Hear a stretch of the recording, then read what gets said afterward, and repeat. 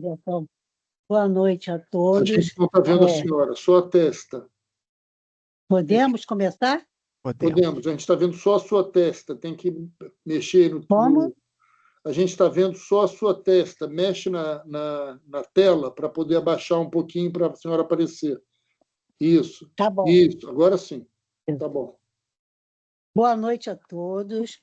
Quero dizer que nós estamos fazendo essa reunião. Infelizmente, não podemos fazer aqui na sede, mas quero parabenizar o acadêmico Tadeu, que conseguiu, e nós vamos conseguir ter esse evento de hoje, que é de grande importância. Eu estou vendo que só tem gente jovem, hein, Tadeu? É Que uma verdade. turma jovem aí, eu estou achando ótimo. Então, melhor ainda que está interdisciplinar. Tem psicólogo, tem médico, é do jeito que eu gosto. Então, vamos começar. Quero dar a palavra ao nosso presidente da comissão científica, parabenizá-lo mais uma vez, tá bom? Vamos lá, sucesso para todos nós. Obrigado, professora Vilma, acadêmica Vilma Câmara. É um prazer, como ela já disse, darmos início a essa sessão, que é a 8ª sessão, e em condições assim bastante pouco usuais, porque nós fomos obrigados a transformar uma sessão que estava prevista para acontecer presencialmente numa sessão remota, com transmissão unicamente online, pelos últimos graves acontecimentos na cidade, graves, desastrosos e lamentáveis. Bom, nós vamos ter uma sessão muito interessante sobre transtorno do espectro autista, que estava mais ou menos planejada desde o início do semestre, e tanto o professor Alexandre Valença quanto a professora Laiana Quagliato são, vamos dizer assim, habituês dessas sessões em temas relacionados à psiquiatria na Academia de Medicina do Estado. Nós vamos ter, além da professora Quagliato, que é da UFRJ, psiquiatra infantil, do professor Alexandre Valença, acadêmico dessa casa, psiquiatra da UF e da UFRJ, a professora Luísa Lage, na verdade, ela é uma doutoranda da UFRJ, do grupo do nosso querido Antônio Nardi, e a professora Mirella, doutora pela Universidade Federal do Rio Grande do Sul, onde ela está no 2º pós-doutorado, com um amigo também, confrade na Academia Nacional de Medicina, que é o Flávio Kapczynski, instalando o projeto dela na UFRJ, no IPUB, junto com também querido confrade Antônio Egídio Nardi. Então, eu vou dar a palavra para a professora Quagliato, para a primeira. Deixa eu ver se eu consigo aqui, bem rapidamente, mostrar o cartazinho e ver se eu consigo compartilhar a tela. Deixa eu ver se eu não sofro igual a eles, né?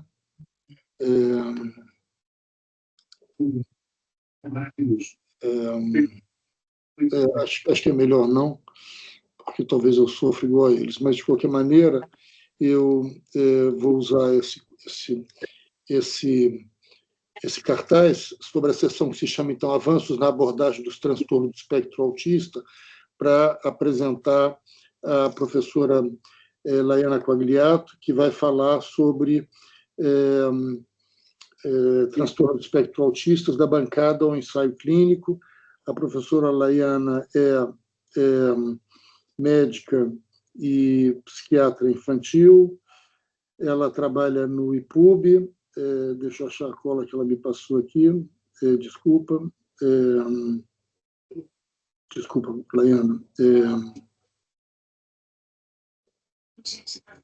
Ela é professora adjunta de Psiquiatria da Infância e Adolescência da UFRJ, ela é coordenadora do Laboratório de Psiquiatria da Infância e Adolescência do Instituto de Psiquiatria da UFRJ e membro do programa Jovens Lideranças Médicas da Academia Nacional de Medicina, um programa bastante prestigioso que nós temos na Academia Nacional, já existe há alguns anos, e eu acho que o título dela que eu mais gosto é o que o Antônio Nardi me usa para se referir a ela, que é a melhor psiquiatra infantil do Rio de Janeiro.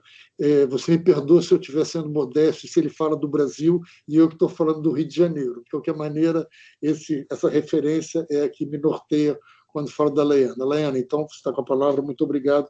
Você tem 15 minutos. Muito obrigada pelo convite. Gostaria de dar boa noite a todos e gostaria de agradecer e de cumprimentar a senhora vice-presidente da CAMERJ, acadêmica Vilma Câmara. Aproveito para estender meus agradecimentos e cumprimentos ao acadêmico Cláudio Tadeu Daniel Ribeiro e ao acadêmico Alexandre Valença, organizadores desse evento, e gostaria de agradecer e cumprimentar a todos aqui presentes nessa noite. A minha palestra, pode... Não. Quando a senhora terminar, eu coloco a palestra. Pode colocar, Márcio. Posso colocar? Então, tá. Pode, obrigada. Deixa eu só tirar a senhora de destaque aqui, só um minuto. O título da minha palestra é Transtorno do Espectro Autista, da bancada ao ensaio clínico. E, naturalmente, quando a gente fala de transtorno do espectro autista, né, e a gente pensa da bancada ao ensaio clínico, existem muitos estudos e vertentes nesse sentido. Porque, como o transtorno do espectro autista é um transtorno altamente incapacitante e prevalente na nossa sociedade, muitos estudos justamente visam tentar compreender a fisiopatologia desse transtorno. E a ideia, então, dessa palestra da noite de hoje é focar em alguns mecanismos de imunologia relacionados ao TEA. Pode passar, por favor. Eu não tenho nenhum conflito de interesse com relação a essa apresentação. E apenas para recordar, eu trouxe um pouquinho sobre o papel do sistema imune ao longo do nosso neurodesenvolvimento. Então, o sistema imune ele é fundamental para a formação da nossa neurocircuitária. E, particularmente, as células da micróglia, que são como se fossem macrófagos gigantes do nosso sistema nervoso central, quando o bebezinho, né, está ali na barriga da mamãe, elas são muito importantes para guiar os neurônios e os seus axônios, e elas começam a colocar esses neurônios, né, enfim, a sinalizar para esses neurônios locais específicos do sistema nervoso central em que eles precisam ficar, para que a gente tenha um desenvolvimento da neurocircuitária adequado. Além disso, as citocinas, como a IL-6, acabam sendo também bastante importantes nesse papel da localização neuronal na nossa formação do sistema nervoso central. E ao longo dos anos, o sistema imune ele é bastante importante, uma vez que as células microgliais elas são fundamentais no mecanismo de poda sináptica, que é um mecanismo no qual essas células fagocitam as sinapses que estão enfraquecidas no nosso sistema nervoso central e mantêm as sinapses que devem ficar, que estão fortalecidas. E esse é um mecanismo fisiológico do nosso sistema nervoso central que acontece ao longo de toda a nossa vida e que tem algumas fases da nossa vida, como dos 0 aos 3 anos e na adolescência, que isso acaba acontecendo de uma maneira mais intensa.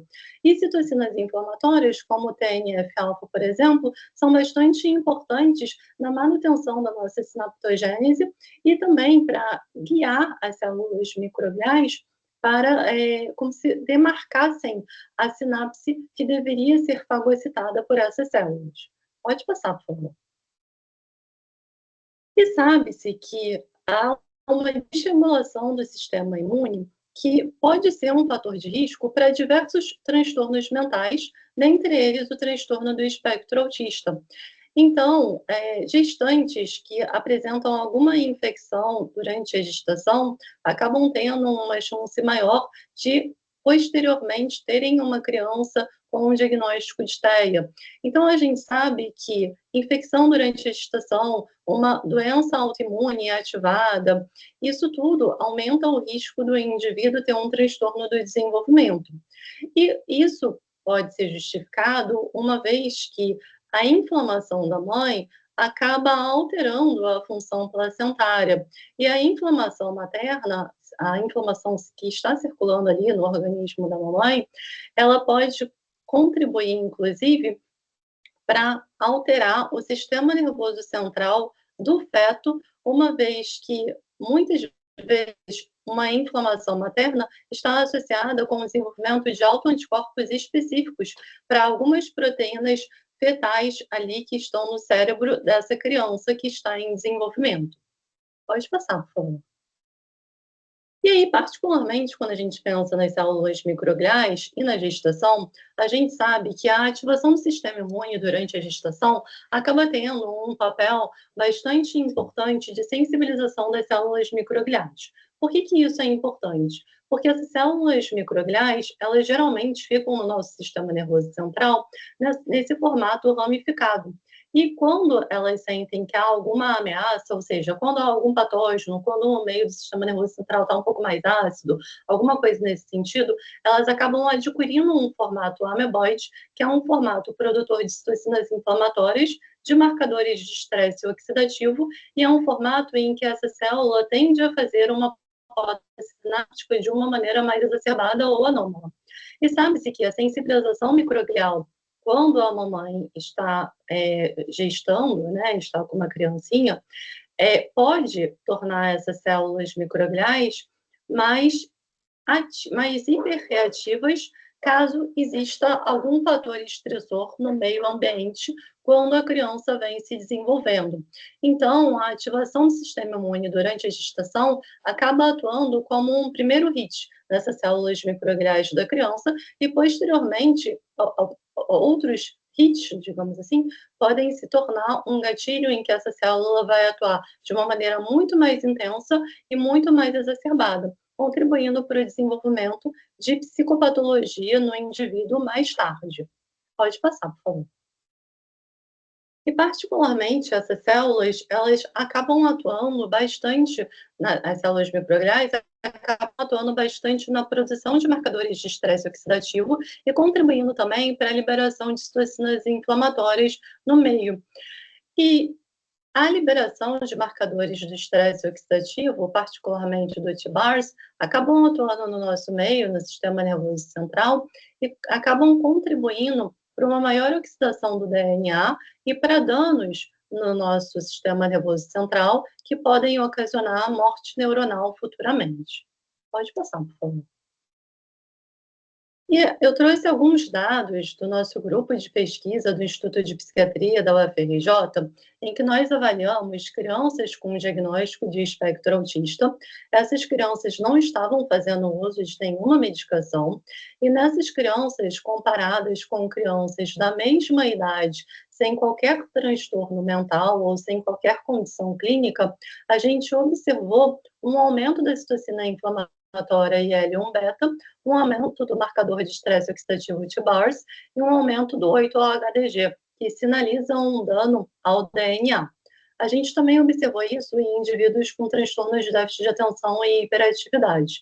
E, embora essas crianças com transtornos de déficit de atenção e hiperatividade não tivessem o diagnóstico de TEA, a gente sabe que há uma comorbidade bastante frequente entre o transtorno do espectro autista e o transtorno de déficit de atenção e hiperatividade. Então, esse foi um dado que a gente achou bastante interessante e que é um dado que, particularmente no TEA, vem sendo replicado ao redor do mundo. Então, existem alguns grupos ao redor do mundo estudando o papel do sistema imune no transtorno do espectro autista, e a gente tem uma informação, né, evidências científicas que falam que pelo menos um subgrupo de pacientes com diagnóstico do transtorno do espectro autista poderiam ter essa disfunção do sistema imune. Pode passar, por favor. E como é que os marcadores de estresse oxidativo poderiam atuar no sistema nervoso central de um indivíduo, contribuindo aí para uma alteração, né, da psicopatologia desse indivíduo? Então, os marcadores de estresse oxidativo, eles podem contribuir para uma disfunção mitocondrial, contribuindo para prejuízos na homeostase celular. Esses marcadores têm o potencial de aumentar a resposta imune do indivíduo, aumentando a neuroinflamação e contribuindo para danos no sistema nervoso central. Além disso, esses marcadores podem aumentar a permeabilidade da barreira hematoencefálica, permitindo uma maior infiltração de substâncias no sistema nervoso central do indivíduo. E eles podem também proporcionar a redução da metionina sintetase, promovendo uma redução da metilação do DNA e alterações epigenéticas nesses indivíduos. Então, esses marcadores de estresse oxidativo e marcadores de inflamação, de uma maneira geral, acabam promovendo promovendo alterações na microcircuitária, uma vez que eles têm o potencial de modificar sinapses excitatórias e inibitórias, que estão bem documentadas já, essas alterações nas sinapses excitatórias e inibitórias estão bem documentadas na fisiopatologia do transtorno do espectro autista. E, além disso, esses marcadores inflamatórios e de estresse oxidativo podem promover alterações na macrocircuitária, promovendo modificações na mielinização do sistema nervoso central dos indivíduos. Pode passar, por favor. E aí, como nós temos algumas evidências que apontam para um papel do sistema imune no transtorno do espectro autista, a pergunta lógica seria: será que então existe algum fármaco que poderia diminuir a ativação do sistema imune e isso poderia contribuir para a redução de sintomas do transtorno do espectro autista, pelo menos em um subgrupo de indivíduos? Pode passar. Bom, infelizmente a gente não tem uma resposta muito clara para essa pergunta, porque a metodologia dos estudos que eu vou mencionar aqui para vocês são um pouco falhas, então não são metodologias muito robustas. Mas nós temos alguma evidência na literatura mostrando que, por exemplo, corticosteroides, eles acabam tendo algum benefício em crianças com diagnóstico de transtorno do espectro autista, no sentido de amenizar a irritabilidade, a letargia, o comportamento estereotipado e ou a hiperatividade, quando foram feitos 2 ensaios clínicos randomizados com crianças do espectro autista. E os corticosteroides poderiam atuar no transtorno do espectro autista, modulando a ativação microglial e restaurando possíveis desequilíbrios das células T. Pode passar, por favor. Além disso, nós temos alguma evidência de anti-inflamatórios não esteroidais. Então, o anti-inflamatório não esteroidal celecoxib foi associado à risperidona e percebeu-se que nessa associação esse anti-inflamatório melhoraria a irritabilidade e sociabilidade dos indivíduos sem nenhuma melhora na hiperatividade dos mesmos. E esses anti-inflamatórios não esteroidais inibiriam, né, a COX-2 e também teriam um potencial de reduzir a ativação microglial e a ação de células TH17. Pode passar, por favor. Com relação à N-acetilcisteína, nós também temos alguma evidência bastante fraca também de que a N-acetilcisteína fornecida sozinha ou como uma terapia adjunta à risperidona poderia melhorar a irritabilidade de indivíduos com TEA. Entretanto, alguns estudos não demonstraram nenhuma diferença dessa substância quando comparado com o placebo. Pode passar, por favor. E com relação à aminociclina, que é tida na literatura como um inibidor das células microgliais, nós temos um estudo que mostra que a associação da risperidona, que é um antipsicótico de segunda geração, muito utilizado para comportamentos disruptivos no TEA, associado à aminociclina, melhoraria a irritabilidade e hiperatividade dos indivíduos. Em um grupo que foi composto de 23 pacientes que estavam fazendo uso de risperidona mais placebo, comparado com outros 23 pacientes que estavam fazendo uso de risperidona mais aminociclina. Pode passar, por favor. Entretanto, em um outro estudo, não houve nenhuma diferença da aminociclina comparado com o placebo. Então, infelizmente, a gente tem alguns estudos na literatura que, de fato, tentam estudar o potencial dessas drogas anti-inflamatórias no TEA, mas eles acabam tendo uma metodologia pouco robusta para que a gente parta para indicações reais na nossa prática clínica. Pode passar, por favor. Dessa maneira, o que a gente tem de evidência hoje é que, aparentemente, um subgrupo de indivíduos com TEA pode sim apresentar uma disfunção imunológica. E há um conjunto crescente de evidência apoiando uma ativação crônica das células microgliais e também do sistema monócito macrófago em indivíduos com TEA. E níveis anormais de várias subpopulações de linfócitos foram repetidamente demonstrados nos estudos. Dessa maneira, agentes imunorreguladores e ou anti-inflamatórios poderiam representar uma possibilidade de tratamento para esses indivíduos. Pode passar, por favor.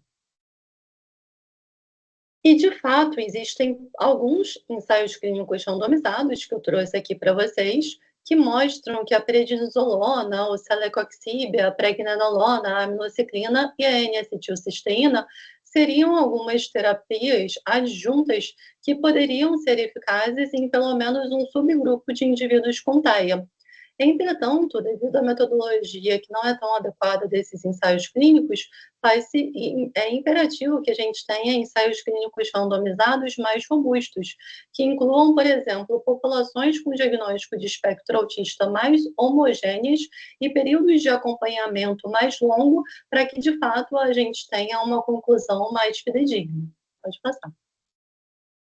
Bom, é isso. Muito obrigada. Eu gostaria de agradecer novamente a todos e fico à disposição para eventuais dúvidas que vocês possam ter. Quero só aproveitar para dizer que a Laiana e o Alexandre coordenam essa sessão comigo e a Laiana, então, vai apresentar o próximo palestrante. Bom, agora eu vou apresentar a Luísa Lage. A Luísa é psicóloga graduada pela Universidade Federal do Rio de Janeiro, mestre em saúde mental pelo Instituto de Psiquiatria da UFRJ. Ela tem uma especialização lato sensu em transtorno do espectro autista e em terapia cognitivo-comportamental. E, atualmente, a Luísa está no estágio probatório para ingresso no doutorado no Instituto de Psiquiatria da UFRJ, com os professores Antônio Egídio Nardi e Flávio Kapczynski. Muito obrigada por ter aceito o convite, Luísa, para participar dessa sessão, e a palavra é sua. Boa noite, queria agradecer o convite, na realidade, ao professor Cláudio, à professora Laiana, pela apresentação também. Obrigada pela presença de todos. Eu vou projetar minha tela para iniciar. Só um instante. Janela.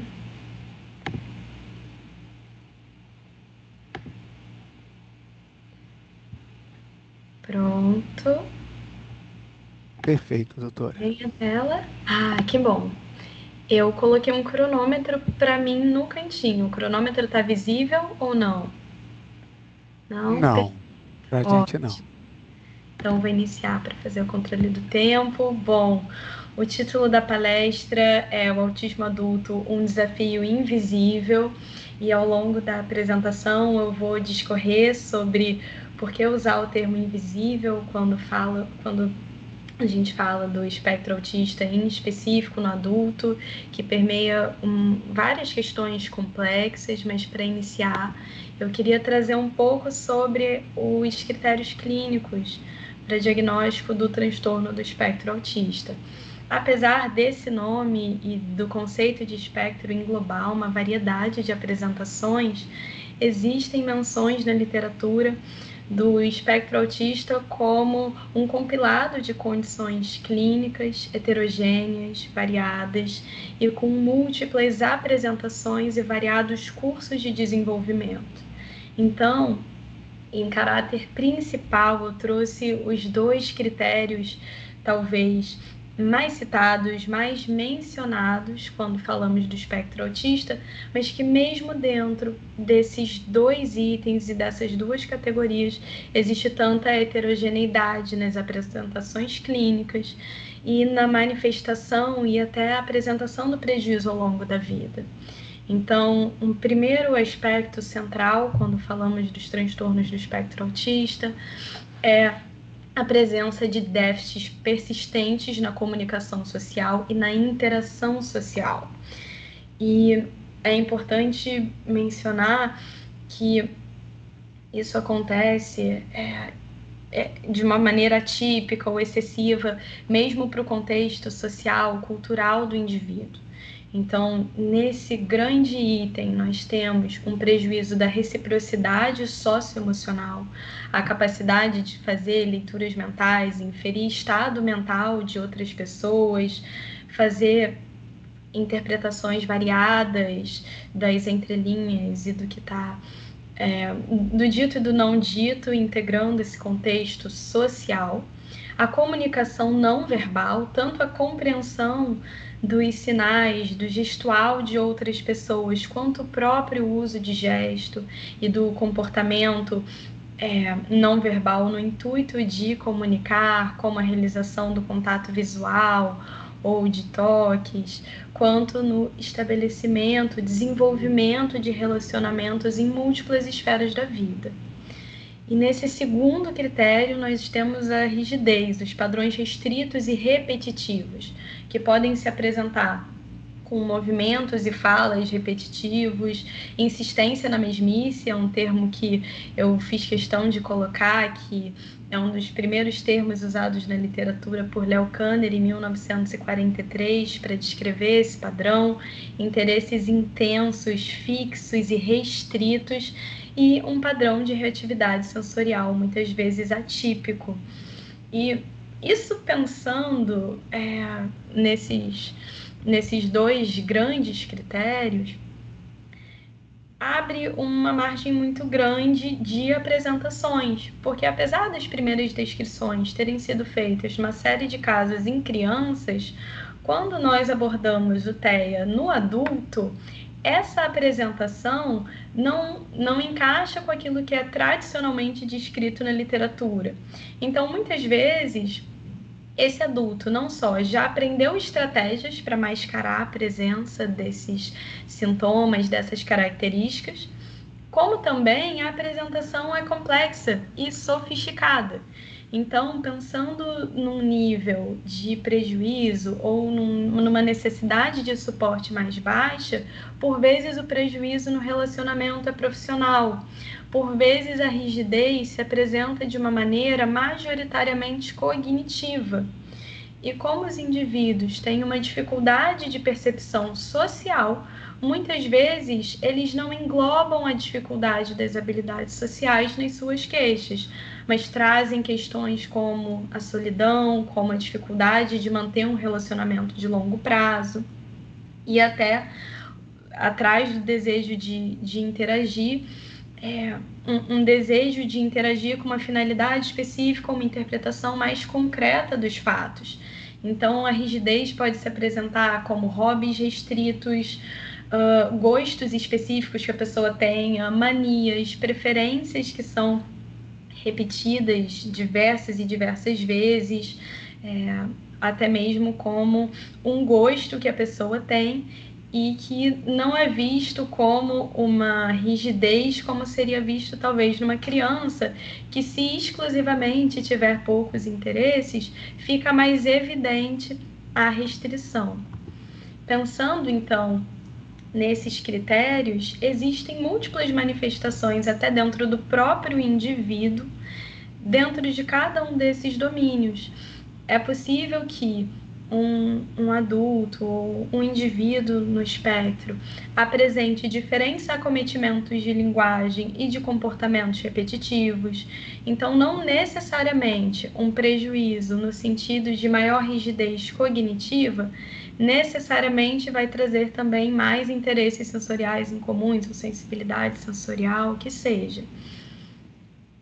Pensando nisso e nessa variedade, eu trouxe também um dado recente para a gente discutir os níveis de suporte, porque o meu intuito, até pensando na invisibilidade, no diagnóstico tardio, é discutir um pouco sobre a psicoterapia do autista adulto com um nível e uma necessidade de suporte mais baixa, que é o que nós chamamos de nível 1, ou suporte 1 na literatura. Então, até mesmo dentro de toda essa heterogeneidade das apresentações, que varia com o gênero, varia com os dados sociodemográficos, com a fase da vida, nós temos também uma variação da necessidade de suporte e de apoio para a pessoa prosperar e conseguir estruturar a própria vida, nesses dois domínios. Pensando nisso, então, eu trouxe esse dado bastante recente, é um artigo publicado agora em outubro, e foi uma demonstração interessante, um compilado de estudos genéticos com diversas coortes bastante robustas, demonstrando que diferentes perfis genéticos caminham com diferentes idades de diagnóstico. Então, indivíduos com diagnóstico mais tardio geralmente apresentam um padrão poligênico diferente dos indivíduos que receberam um diagnóstico precoce, sugerindo que até a trajetória de manifestação e de desenvolvimento é muito variada. E por que isso tem tanta relação com os níveis de suporte? Porque quando nós falamos dos níveis de suporte, nós estamos pensando em que momento do desenvolvimento as demandas sociais excedem as capacidades daquele indivíduo. Então, por vezes, o indivíduo TEA adulto, como a Mirella também vai poder explicar na palestra dela, chega ao consultório com variadas queixas e com variadas questões que muitas vezes são características dessa sobreposição ou de comorbidades ou do momento em que a demanda ambiental, a demanda social vai se tornando cada vez mais complexa ao longo do desenvolvimento e então a necessidade de suporte, a dificuldade fica evidente, apesar daquelas características já estarem presentes desde o início do desenvolvimento. Então, hoje a ênfase da minha palestra vai ser no primeiro nível de suporte e pensando também em psicoterapia, porque eu vou trazer uma fala muito em cima da psicoterapia individual e o indivíduo que precisa de mais suporte começa a requerer esse suporte também na intervenção psicoterapêutica. Então, a intervenção integra muito mais a família, um cuidador, muitas vezes a mãe, que vai ser chamada e vai estar muito presente no setting terapêutico. E hoje eu vou trazer um exemplo, principalmente clínico, de um paciente em terapia individual majoritariamente, apesar de sempre haver essa necessidade de suporte e sempre haver, então, um contato familiar e com um contexto visando oferecer esse suporte, esse apoio e suprir essa necessidade. Pensando, então, nas intervenções e no que nós temos hoje na literatura, existem, sim, ensaios clínicos e estudos que propõem intervenções de psicoterapia para pacientes no espectro. Uma questão importante é que, apesar das adaptações e de vários modelos que visam treinar as habilidades sociais, seja individualmente, seja em grupo, intervenções baseadas na atenção plena, que é uma prática específica, a variabilidade metodológica faz com que a variabilidade até de aferição dos desfechos, um pequeno número de participantes, faz com que nós não tenhamos, então, dados robustos sobre nenhuma das intervenções até então propostas. Então, dentro desse desafio de falar sobre a psicoterapia, em específico no TEA adulto, que até o momento não tem uma intervenção padrão ouro, eu trouxe um modelo artesanal, uma proposta incipiente, que também vai ser e tem sido desenvolvida ao longo do meu doutorado, para discorrer sobre as possibilidades de intervenções. Então, primeiramente, herdando da literatura, tanto da terapia cognitiva quanto de outras psicoterapias, porque existem como se fossem duas habilidades, dois grandes grupos de habilidade em psicoterapia. As habilidades fundamentais, que vão estar presentes independente da abordagem, ou precisariam estar presentes independente da abordagem, como empatia, como validação, respeito, colaboração, e as habilidades específicas que já são dependentes de abordagem. Então, nos primeiros passos, eu trouxe um pouco sobre produzir uma psicoterapia previsível, pensando na rigidez cognitiva, da dificuldade de manejar imprevistos e quebras de rotina, que, para tornar esse setting terapêutico previsível, as intervenções, o intuito do encontro precisa ser dito explicitamente, ainda mais porque nós estamos pensando em pessoas com uma dificuldade de ler as entrelinhas. Então, muitas vezes, o que a gente pode ter a impressão que é óbvio, não pode ser assumido como óbvio no manejo clínico do paciente TEA adulto. A partir disso, nós vamos definir metas e prioridades colaborativamente, o que é um fator importante para trazer motivação ao paciente. Se nós definirmos, e isso é muito comum na literatura de psicoterapia sobre TEA,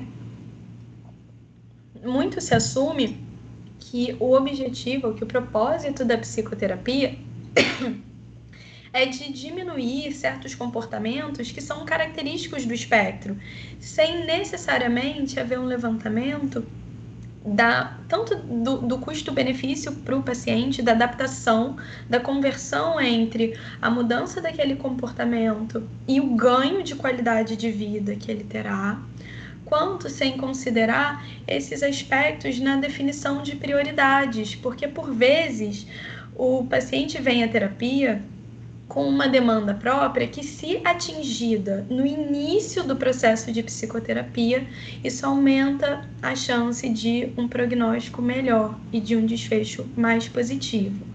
Eu trouxe o mapeamento sensorial, que é a identificação dos estímulos sensoriais, tanto preferidos quanto mais aversivos, para que nós utilizemos isso em terapia. A discussão das necessidades básicas, porque muitas vezes, pelas dificuldades de autopercepção, os indivíduos não identificam se estão dormindo o suficiente ou não associam as dificuldades comportamentais, emocionais e cognitivas à fome, à sede, à necessidade de atividade física. Nomear desafios, que eu vou trazer um exemplo. E essa compreensão do funcionamento é a base para um planejamento estratégico. A intervenção sempre vem depois da formulação, partindo da mesma página, compartilhando o entendimento daquela questão, nós vamos definir, então, qual que é a intervenção mais indicada. Se a exposição àquele estímulo de maneira controlada e muitas vezes de uma maneira antecipada, para que o indivíduo já saiba, não vai ser um barulho súbito, vai ser combinado com intuito específico dentro dos objetivos dele de reduzir a sensibilidade ao som. Eu trouxe o manejo de crises dentro disso, nós fazemos um planejamento estratégico, treinamento de habilidades, tanto para manejar a crise, quanto de habilidades sociais que indiretamente reduzem as crises, que por vezes são uma forma de comunicar um desconforto. A solidão, que é uma questão muito comum, uma queixa muito comum nos adultos, e a necessidade de favorecer e estimular essa flexibilidade cognitiva. Então, por fim, eu trouxe uma ilustração de um paciente que me autorizou a trazer, então vou pedir, por favor, para não haver print da tela, mas que pega um trecho do mapeamento sensorial das dificuldades que nós passamos a nomear em psicoterapia. A partir disso, uma situação repetida em que ele se sentia ansioso e que era muito aversivo de participar de uma reunião, e está omitido, né, dados de identificação, mas era uma reunião de trabalho com outros colegas. A partir dessa ansiedade, ele passa a evitar, mas se sente sozinho, angustiado. Isso reforça a ideia de que ele não é capaz de participar. Isso deixa mais sensível ao mal-estar e fortalece um ciclo vicioso que não só favorece a ansiedade, mas também rebaixa o humor. E esse quadro, apesar de ser uma mera organização, ele forneceu linguagem para nomear uma série de fenômenos e situações que ele não conseguia descrever pela dificuldade própria do uso da linguagem. A partir disso, nós pudemos fazer um planejamento que ele começou a aplicar, em que nós antecipávamos os pensamentos, as emoções que ele ia ter e realizávamos um plano de intervenção, e a partir disso ele conseguiu, então, ir às reuniões com menos dificuldade. Então, eu trouxe esse enfoque hoje da psicoterapia, trouxe um exemplo prático e aqui estão as referências da apresentação. Muito obrigada.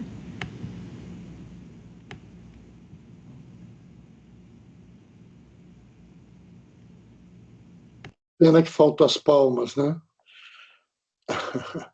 O Alexandre, então, vai apresentar a Mirela. Muito obrigado, parabéns, Luísa.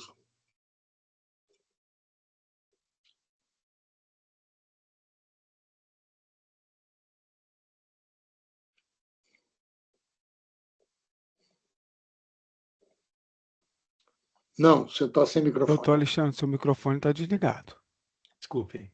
Voltou. Boa noite a todos. Também já quero agradecer ao professor Cláudio Tadeu pelo convite à minha pessoa de participar dessa Então, é importante e interessante reunião clínica, né? Me congratular com as colegas que já fizeram 2 apresentações excelentes, né? Mas, bom, a doutora Mirela Vasconcelos Moreno, ela é médica pela Universidade Federal do Ceará, com residência em psiquiatria pelo Hospital das Clínicas de Porto Alegre, doutora em psiquiatria e ciências do comportamento pela Universidade Federal do Rio Grande do Sul e é especialista em transtorno bipolar e transtorno do espectro autista. Então, bem-vinda, doutora Mirela, e a palavra é sua. Obrigada. Eu queria agradecer o convite, agradecer à Academia de Medicina do Estado do Rio de Janeiro, agradecer ao professor Cláudio Tadeu pelo convite. Eu fiquei muito honrada com esse convite e parabenizar também as colegas Laiana e Luísa pela brilhante apresentação. Deixa eu compartilhar minha tela para vocês.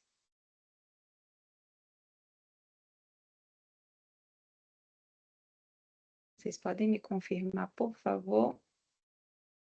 Só colocar em tela cheia. Perfeito, professora. Tá aqui.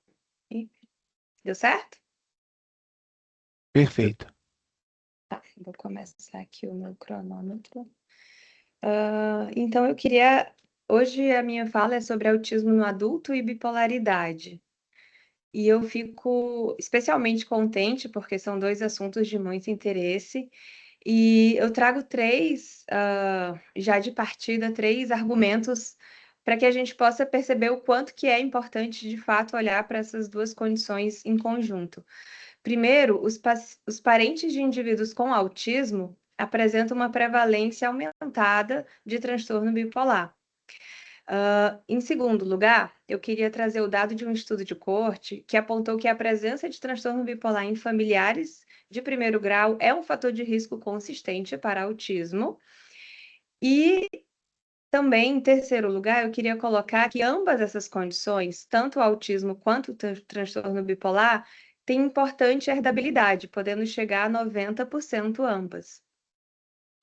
Partindo disso, eu trouxe uma ilustração clínica para que a gente possa ver um pouco mais na prática essa comorbidade e depois dessa ilustração clínica eu vou falar um pouco mais sobre os dados. Então, o Lucas é um nome fictício, é um paciente de 32 anos, formado em administração, tem pós-graduação em recursos humanos, mas nunca havia trabalhado, porque reprovava nas entrevistas, e nunca teve um relacionamento amoroso, e vive com os pais. Esse paciente apresentava sintomas desde a adolescência, como irritabilidade, intolerância à frustração, brigas frequentes com médicos, psicólogos e familiares, ele não conseguia se manter no tratamento, e muitas vezes essas brigas eram ocasionadas por falhas de comunicação. Muitas vezes ele interpretava de uma forma errada o que era dito. Esse paciente também apresentava períodos de euforia e de depressão bem marcados. Aos 25 anos, ele recebeu o diagnóstico de transtorno bipolar. Só que apesar do tratamento e depois de estabilizado os sintomas de humor, o paciente persistiam dificuldades sociais, ele não tinha amigos, a vida dele era basicamente no contexto familiar, ele tinha dificuldade de compreender aspectos implícitos da linguagem, como ironias, por exemplo, e até como compreender adequadamente, como, por exemplo, nas relações com os médicos, o prejuízo funcional marcante, já que ele tinha um alto nível de escolaridade e não conseguia emprego, né? Fica muito claro esse prejuízo funcional. Rotinas rígidas e hiperfoco em temas específicos. A vida afetiva e sexual era bastante comprometida. Esse é um paciente que tem um drive muito grande, uma busca muito grande por se relacionar e por ter experiências sexuais, mas ele não conseguia ter uma relação com um parceiro, de forma que na adolescência ele se prostituiu, né? Ele se colocou em situação de abuso e vitimização só para conseguir ter uma relação sexual. Então, é uma situação muito grave, e preocupante. Então, os diagnósticos anteriores desse paciente eram transtorno bipolar, transtorno borderline e transtorno de personalidade com descontrole de impulsos. Aos 32 anos, ele foi diagnosticado com transtorno do espectro autista nível 1, comórbido com transtorno bipolar. Agora eu vou trazer mais uns dados para a gente chegar mais para frente, eu vou voltar ao caso do Lucas.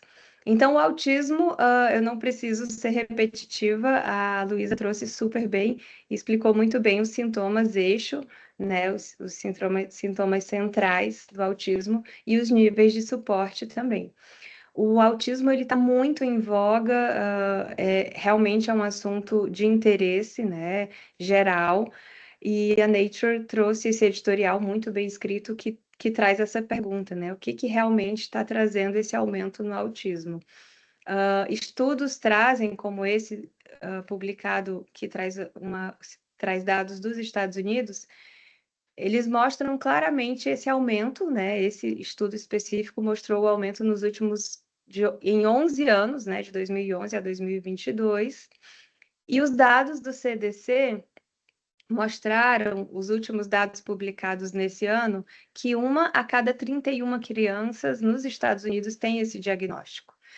E o que é mais alarmante é que em 2004 era 1 em 150 crianças. Então, nessa imagem, a gente vê como esse crescimento foi impressionante e existem vários fatores associados. Perguntas complexas não vão ter respostas simples, mas uma questão que é muito importante é o aumento do conhecimento dos profissionais de saúde, sobretudo o aumento do conhecimento do autismo nível 1, porque a gente não consegue ver e enxergar o que a gente não conhece, né? Então, cada vez mais os profissionais estão entrando em contato. Os critérios diagnósticos se ampliaram no último DSM, e os fatores fatores ambientais que eu vou citar aqui, eles não são centrais, porque o autismo, o papel genético, ele é muito mais importante, mas alguns fatores ambientais já foram apontados, como, por exemplo, hipóxia neonatal e nascimento pré-termo. E o aumento da qualidade da medicina melhorou a viabilidade, né, desses bebês. Então, outra questão que também é relacionada aos tempos atuais é o aumento da idade materna e paterna. Cada vez mais as pessoas estão tendo filhos mais velhos. Outra coisa importante de sabermos é que o ácido valproico usado durante a gestação também é um fator evitável, né, que a gente precisa ter em mente. A herdabilidade, portanto, chega a 90%. E o autismo, ele não tem uma causa genética única, são mais de 100 genes que já foram relacionados. Também tem em alguns casos, tem mutações novas, né? E várias possibilidades de combinação genética, mas o que se sabe é que existe uma sobreposição genética entre as doenças, né? Do autismo, da esquizofrenia, do transtorno bipolar, do TDAH e do transtorno depressivo maior. Então, o autismo ele tem uma sobreposição com essas doenças, e o transtorno bipolar, por sua vez, também tem uma sobreposição com a esquizofrenia, o autismo e a depressão, e, como eu citei, é altamente hereditário.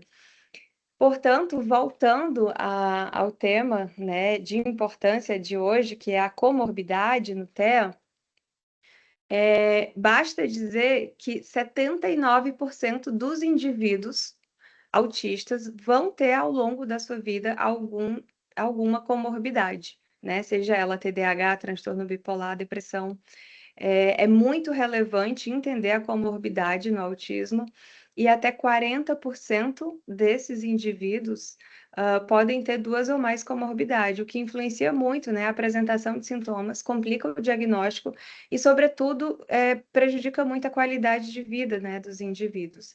As pessoas que mais estão propensas a apresentar comorbidade são mulheres autistas. Elas têm um maior risco, né, tanto de transtornos psiquiátricos, como depressão, ansiedade, como também hospitalizações psiquiátricas, isso é bastante relevante. Adultos diagnosticados tardiamente têm uma maior prevalência também de comorbidade psiquiátrica, em comparação aos que foram diagnosticados na infância. Indivíduos tanto com deficiência intelectual, quanto indivíduos autistas com alto funcionamento também estão entre os que estão mais propensos, com a diferença que indivíduos com deficiência intelectual, eles apresentam mais comorbidades médicas, e os de alto funcionamento apresentam múltiplas comorbidades psiquiátricas ao longo da vida, como transtornos de humor, ansiedade, TDAH, TOC. E jovens adultos na transição para a vida adulta também estão mais propensos, né, a apresentar comorbidade. A transição para a vida adulta é um assunto de muita importância, porque o autista, e qualquer um de nós, típicos ou atípicos, a gente se defronta com uma grande dificuldade, né? Quando a gente sai da infância, entra na adolescência e vai para a vida adulta, a gente vive uma maior complexidade, tanto do ponto de vista acadêmico, quanto de escolha de vida profissional, quanto uma maior complexidade também acadêmica do que se traz, uma maior complexidade de expectativas de trabalho e, sobretudo, uma maior complexidade nos relacionamentos interpessoais.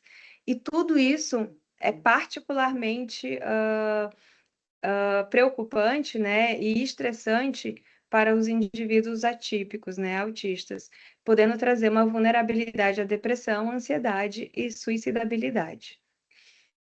Bom, então, teve um estudo, né, esse estudo que eu estou trazendo, que avaliou autistas adultos aos 30 anos, para que a gente possa compreender um pouco mais os números dessa comorbidade. Falando de depressão e ansiedade, os números chegam, respectivamente, nesse estudo, a 54% e 50%, enquanto que os controles saudáveis do estudo apresentaram 28% e 22%, respectivamente. E em relação ao transtorno bipolar, 7,3% dos autistas apresentaram esse diagnóstico de transtorno bipolar, em comparação com 0,9%. Bom, Mirella, mas 7% é muito menor do que 50%. Sim, mas o que a gente tem de aumento de 0,9 a 7 é muito grande. E 7% é muito maior do que a prevalência global, né, de transtorno bipolar, que varia entre 1 a 2%. Então, realmente é um grupo especialmente suscetível ao transtorno bipolar. Compreendendo esse interplay clínico, o professor Flávio Kapczynski idealizou essa revisão narrativa que avalia tanto essas questões de sintomas e tenta compreender um pouco melhor como é que essa relação se dá entre essas duas condições. Então, nessa revisão narrativa, a gente identificou que existe uma sobreposição de sintomas, sobretudo em relação à instabilidade de humor e desregulação emocional, alteração de sono, ambas as condições causam alteração de sono, irritabilidade, impulsividade e agressividade também.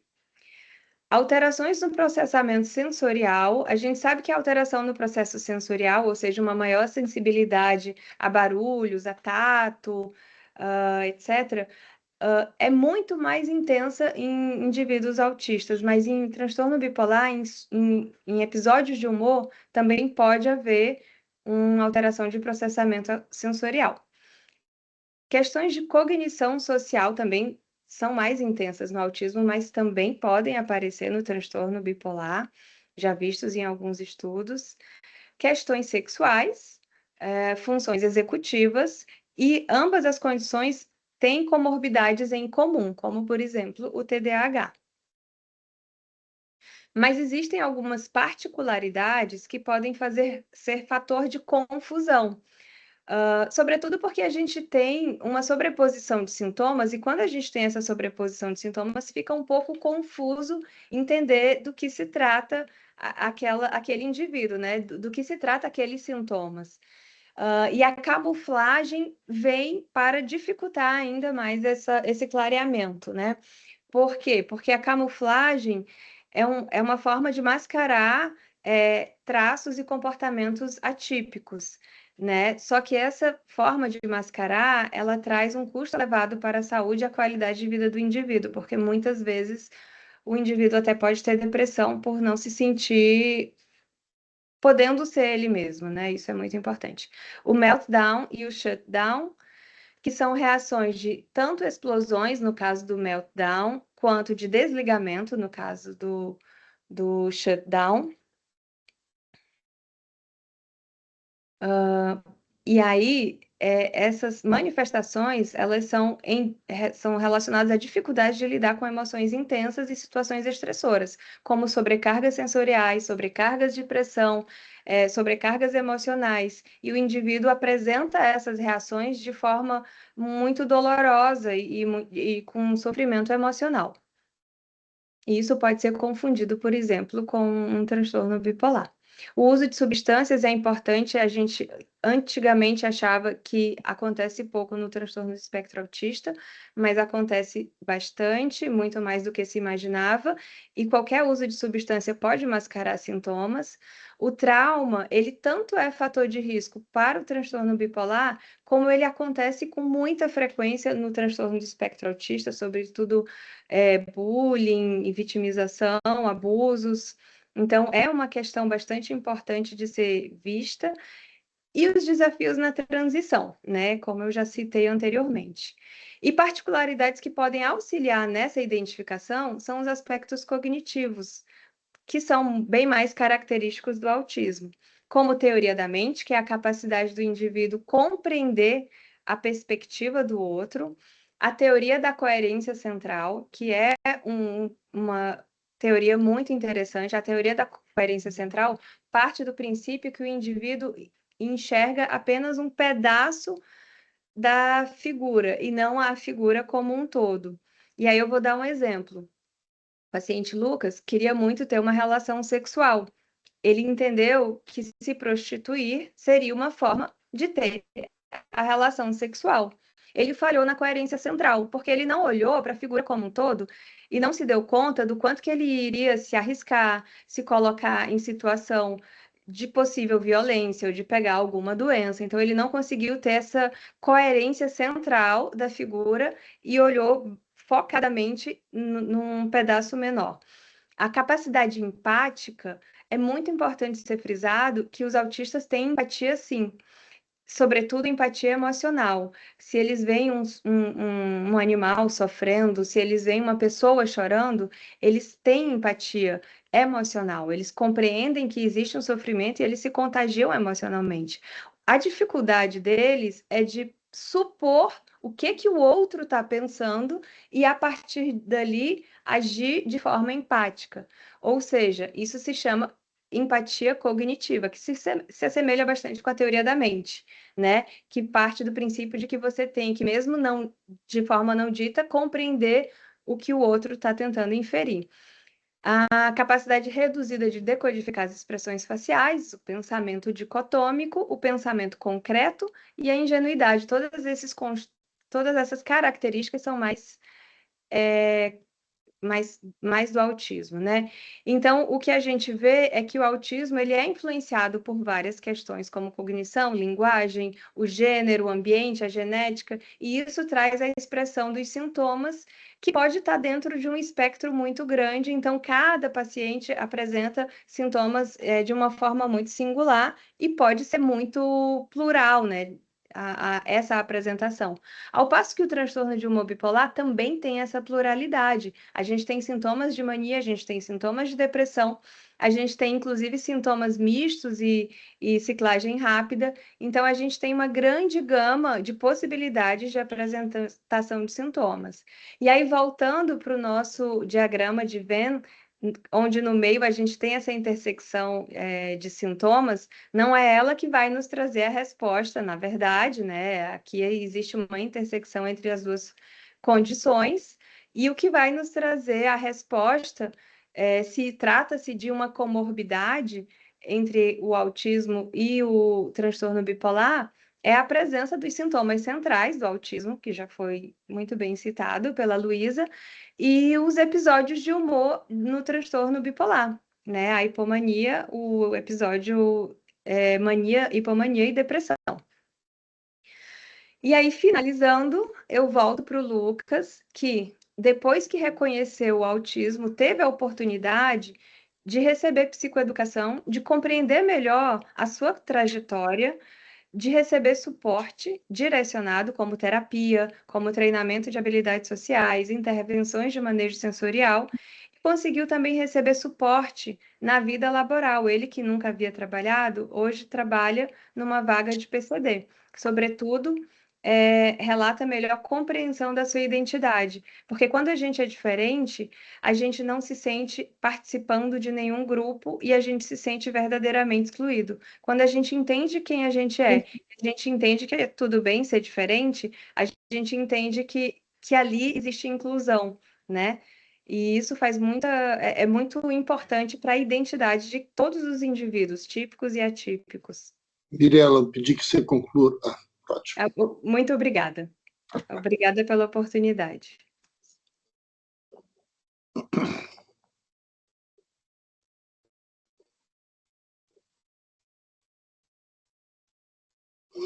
Bom, deixa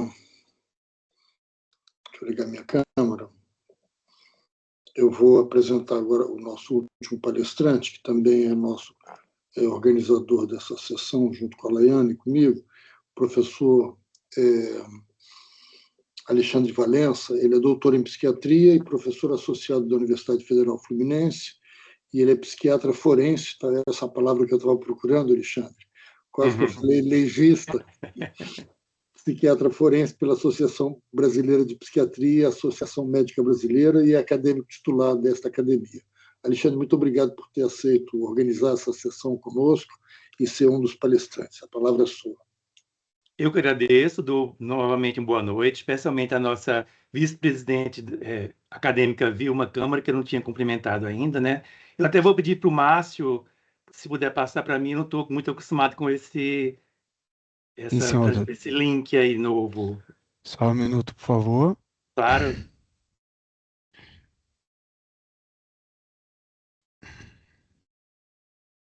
Só um minutinho. Carregando aqui. Eu vou tirar só a tela de destaque. Certo. Vou compartilhar a minha.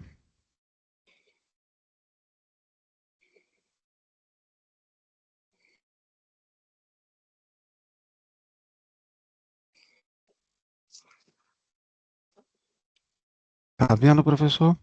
Sim. Pronto. Pode ir apertando mais. Só um minutinho, por favor.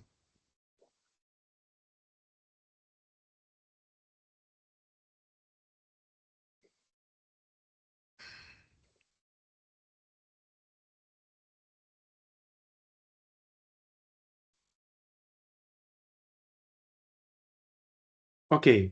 Bom, essa é uma classificação, uma das classificações atuais que se propõe a respeito do autismo, né? Seria autismo nível 1, 2, 3, do menos grave para o mais grave, não? Então, o nível 1 vai ter já uma inflexibilidade em relação à mudança da rotina, o interesse restrito, específico, interações sociais atípicas, né? E, como foi falado, uma dificuldade de se conectar com outras pessoas. Próximo, por favor. O nível 2 é um nível intermediário, né? Esse já vai ter uma maior gravidade, quer dizer, conversas estranhas, uma linguagem estereotipada, repetitiva, problemas comportamentais, como, por exemplo, andar na ponta do pé, girar, rodar a cabeça, muitas vezes interesse em um assunto específico. Por exemplo, eu atendo no meu consultório, um autista no meu consultório, e ele adora cobras. Ele sabe tudo sobre cobras venenosas, não venenosas, onde é que ficam. E, às vezes, assim, do nada, ele começa a falar sobre isso, né? Então, a mãe dele me fala, as pessoas, quando veem isso, acham estranho, fazem uma cara assim, o que é que está acontecendo? Por que é que ele está falando isso? Mas é esse interesse específico, né? E essa rigidez de não conseguir, enfim, mudar para outro assunto, conversar sobre outras coisas, né? Aqui também já vai aparecer mais frequentemente disfunções sociais, né? Mais dificuldade para interagir do que o nível 1. O próximo, por favor. E, finalmente, o nível 3, né? Que é o mais grave. Esses pacientes vão ter maior comprometimento da interação, muitos não têm nem linguagem falada, né? Tem mais distúrbios comportamentais, vão ter um comprometimento importante nas habilidades sociais, comportamentais, um comportamento mais estereotipado, então girar em torno de si próprio, morder objetos, né? E muitas vezes isso vai levar a uma rejeição por parte dos seus pares, né? Próximo, por favor. Esse é um artigo nosso, publicado na revista Debates em Psiquiatria, transtorno do espectro autista e comportamento delituoso. Então, eu vou falar primeiro do comportamento delituoso e depois o mais importante, que é a vitimização, que é o que a gente vê mais na prática. Próximo, por favor. Então, nesse estudo de revisão que eu fiz, né, eu encontrei esses principais comportamentos delituosos. Então, agressão contra cuidadores e familiares, especialmente aquele indivíduo que tem transtorno do espectro autista associado à deficiência mental. Pois que saiu a apresentação.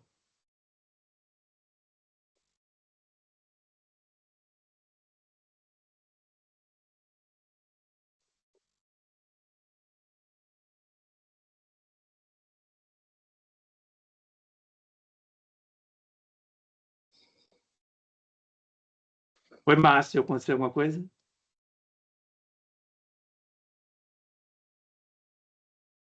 Acho que ele está entrando. Então, tentativas inapropriadas de formar relacionamentos de aproximação. Então, chegar numa pessoa e tocar, e tentar beijar, por exemplo, né? Essa pessoa pode achar isso um comportamento de, enfim, abordagem sexual e fazer uma denúncia policial. Comportamentos ilegais, por exemplo, captar, né, roubar um objeto de interesse particular. Muitas vezes eles fazem coleções de determinados objetos e ele vê alguém com aquele objeto que ele quer para ele, né? E esse estudo aqui de revisão encontrou alguns fatores de risco maior dos transtornos do espectro autista para contato com o sistema de justiça criminal, que seria o sexo masculino, ter diagnosticado comorbidade com TDAH ou psicose. Então, esses indivíduos teriam maior risco de se envolver em delitos e se entrar em contato com o sistema de justiça criminal. Próximo, por favor. Bom, também se fala, muitas vezes, em delitos sexuais nos transtornos do espectro autista, né? E por que isso acontece? Quer dizer, esses indivíduos eles têm um déficit na compreensão das regras sociais normais, quer dizer, eles vão se aproximar das pessoas de forma inadequada, né? Sem perceber, por exemplo, que aquela pessoa não quer aquela aproximação, ela não deseja, tá? Os comportamentos repetitivos podem ser mal interpretados, né, como importunação, assédio, e também pelo fato da hipersensibilidade ou hipersensibilidade sensorial, que pode, enfim, atrapalhar, né, influenciar as interações físicas, que vão ser inadequadas dessa forma. Próximo, por favor. Esse é um estudo de revisão sistemática recente, que eu achei agora há pouco. Pode passar, por favor. Então, os principais achados desses estudos. As pessoas autistas não apresentam risco global aumentado de delinquir. Então, isso é um preconceito, né? Então, nesse estudo, em outros estudos também que eu verifiquei, não está assinalado que o autista tem um risco maior de comportamento delinquente, tá? Os tipos mais relatados são condutas relacionadas à desinibição, por exemplo, masturbação em público, exposição da genitália, tá? Uma corte inadequada, quer dizer, o autista se aproxima de alguém e começa a tocar, a querer enfim, a estabelecer uma relação que ele não tem com aquela pessoa, né? Ele não reconhece limites, né? O que é consentimento, tá? E também ofensas online, quer dizer, posse e visualização de material de abuso infantil também tem sido relatado.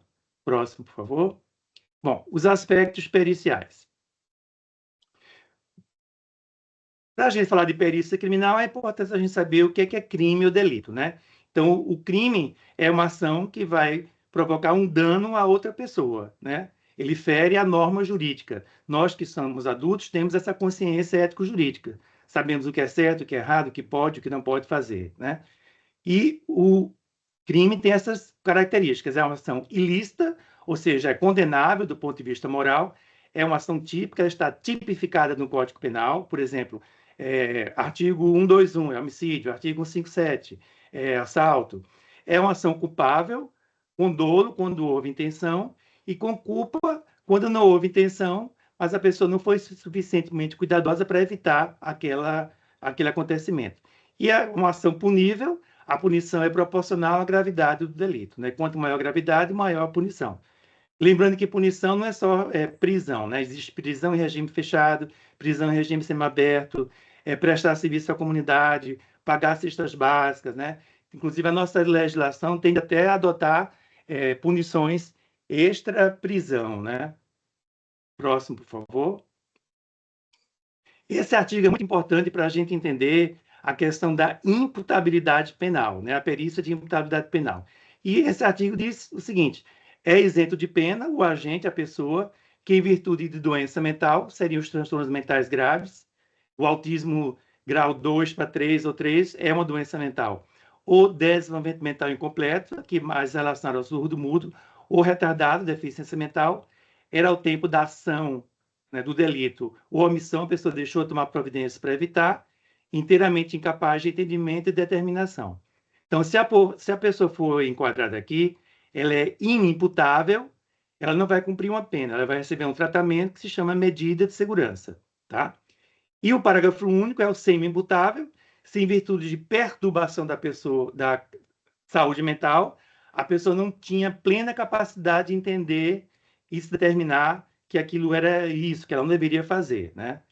Então, o autismo grau 1 seria mais uma perturbação da saúde mental. O 3, uma doença mental. E o 2, você teria que avaliar de acordo com o caso, né? A presença de comorbidade poderia ser uma perturbação ou uma doença mental. Próximo, por favor. Isso eu já expliquei. Então, doença mental, os transtornos mentais graves, esquizofrenia, bipolar, o autismo grau 3, desenvolvimento mental incompleto, mais os surdos mudos, retardado, deficiência mental, e perturbação da saúde mental, o autismo grau 1, os transtornos de personalidade, transtorno do controle dos impulsos, transtorno obsessivo-compulsivo, uma depressão. Próximo, por favor. E o critério de responsabilidade penal, ele é biopsicológico, quer dizer, deve haver um transtorno mental, esse transtorno mental afeta o componente psicológico, que é o entendimento e a determinação, havendo um nexo de causalidade, ou seja, o transtorno mental motivou o delito, e um nexo cronológico. À época dos fatos, a pessoa tinha esse problema. Quer dizer, a perícia psiquiátrica, ela é retrospectiva. Eu vou ter que avaliar o estado mental da pessoa à época que ela cometeu aquela ação delituosa. Próximo, por favor. Então, na perícia de imputabilidade penal, em relação ao TEA, né? Então, eu vou ter que observar o grau de funcionamento intelectual, se essa pessoa tem um funcionamento intelectual que se aproxima mais do normal ou não, a presença de comorbidades, como, por exemplo, deficiência mental, epilepsia, transtornos de conduta.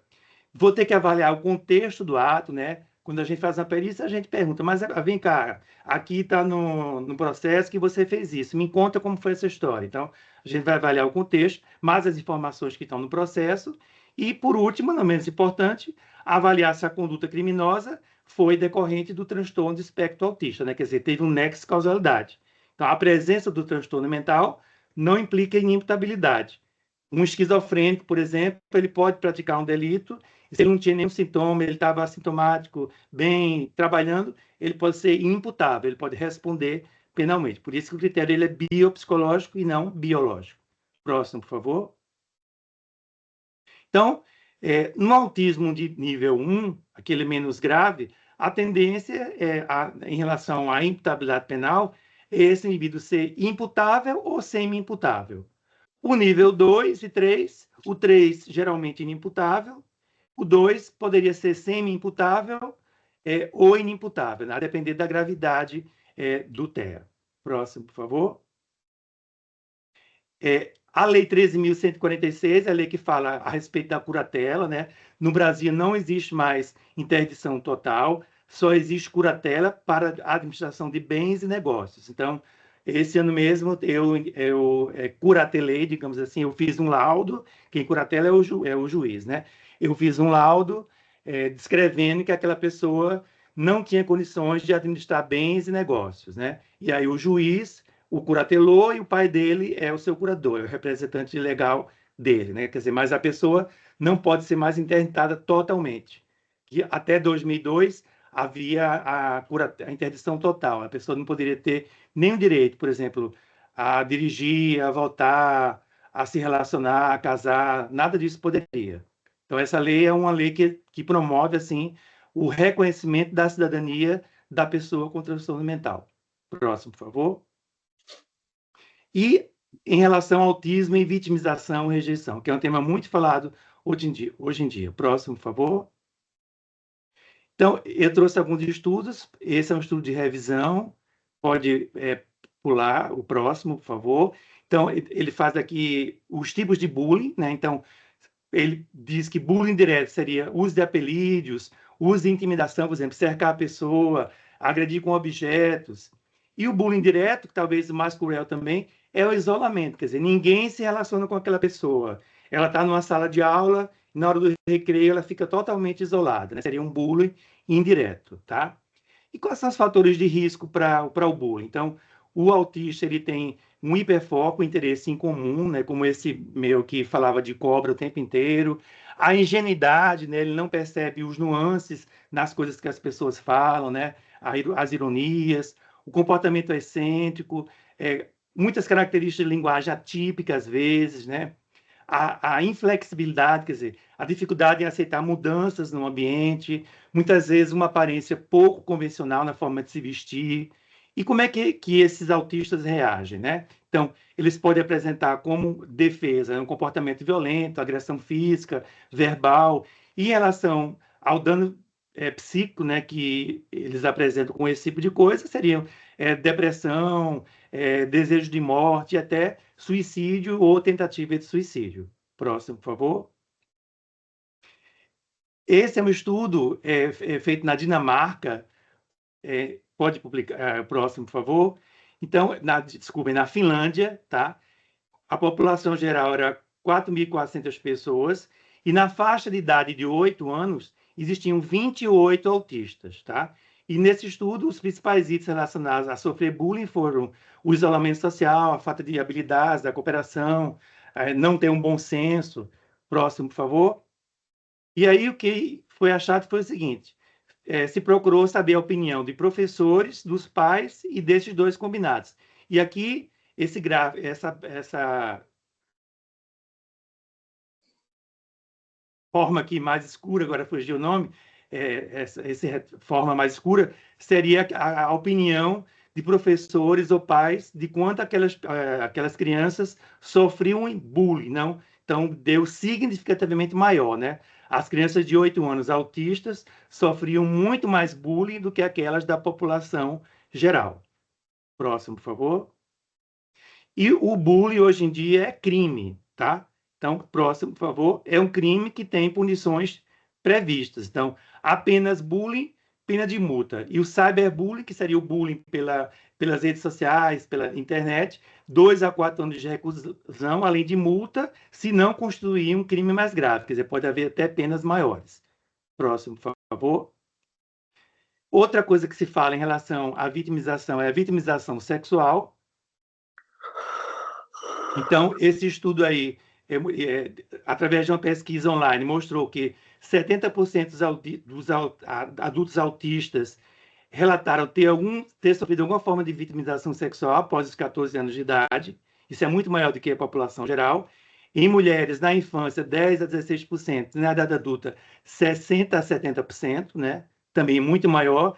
E aqui um estudo com 156 crianças autistas, 17% referiram ter sido molestadas sexualmente. Isso é 10 vezes maior do que naquele observado nas crianças normais.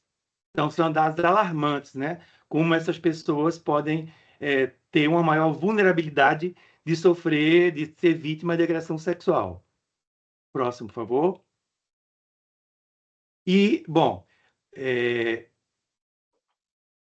na lei nossa, no Código Penal, existe a figura de crimes sexuais contra o vulnerável. Então, estupro de vulnerável seria ter conjunção carnal, praticar outro ato libidinoso, um beijo lascivo, agarrar, tocar os seios, com menor de 14 anos, a reclusão de 8 a 15 anos, tá?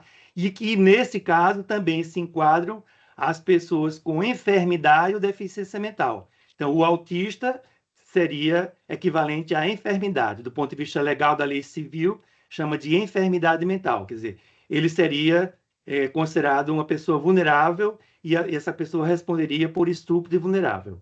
Próximo, por favor.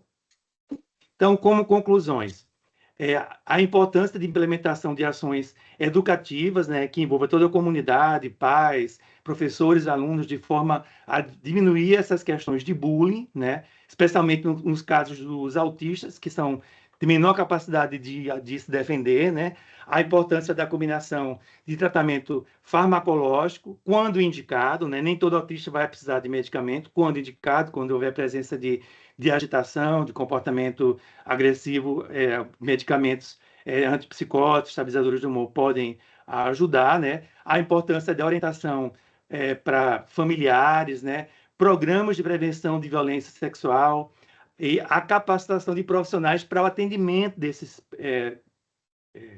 adolescentes, né? Treinamento também de profissionais de saúde para receber melhor essas vítimas de delitos, né? Seja delito agressivo, seja de agressão sexual. E é isso que eu tinha para falar. Ah, não, tem mais o próximo, por favor. E aí, como curiosidade, eu trouxe essa garota, que é Lucy. Ela é autista de nível 3, ela é cega e ela toca piano divinamente, né? Vocês podem achar na internet. Ela balança a cabeça o tempo inteiro e ela toca assim divinamente. O próximo, por favor, e ela já ganhou, inclusive, vários prêmios. E muito obrigado pela atenção.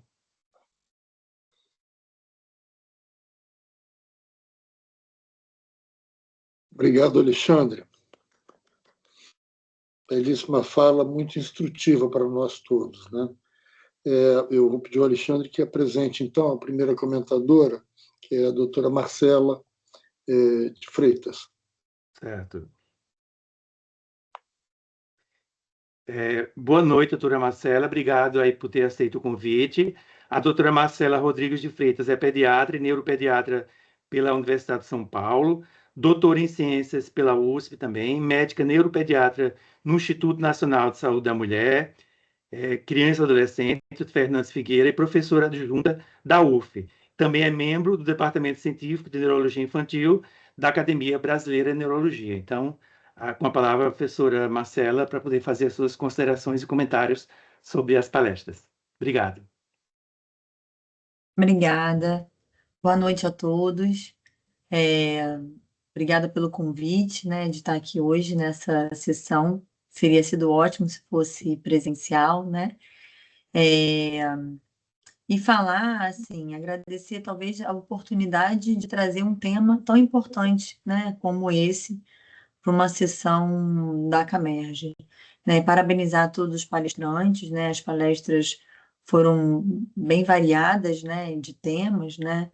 Mas muito importante, e eu acho que a gente está numa fase, né, em relação ao transtorno do espectro autista, frente ao aumento, né, tão importante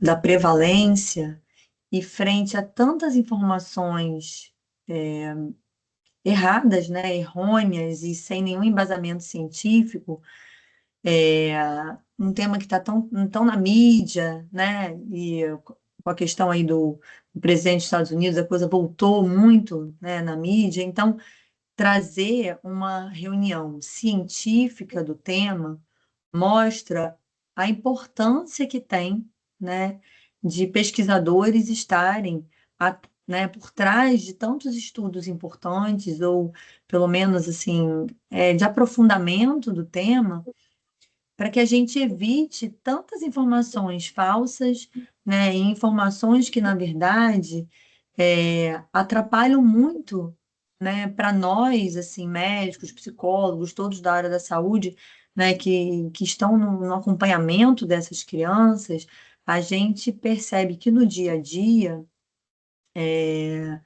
na assistência dessas famílias, a desinformação das famílias é um aspecto que atrapalha muito no segmento, né? Então, assim, famílias que trazem informações sem nenhum cunho científico, né?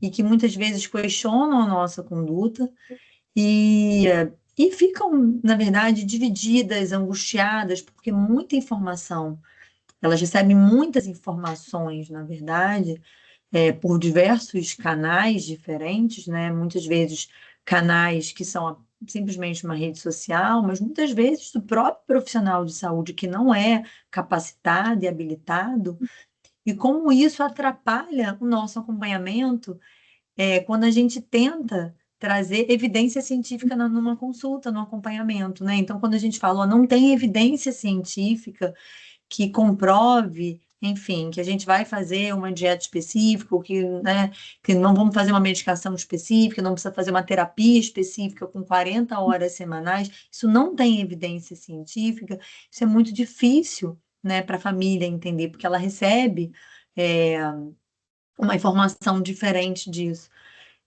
Então, ter pessoas, né, que estão se capacitando no estudo, né, do autismo, como foi falado pela Laiana, assim, sobre as possíveis etiologias, né, a gente entender as teorias que estão, as teorias vigentes, né, sobre o transtorno do espectro autista, entender, aí eu vou falar um pouquinho, né, do que cada um falou, assim, entender o que quando a Laiana traz essas evidências de perfis inflamatórios, né, imunológicos, como isso igual ela colocou várias vezes ali, né, um subgrupo, né, que talvez seja válido para um subgrupo. Então, entender que o fator ambiental, ele é um fator que vem somar, junto com fatores genéticos, né, as teorias que hoje, né, estão em vigência para o transtorno do espectro autista. Então, a gente entender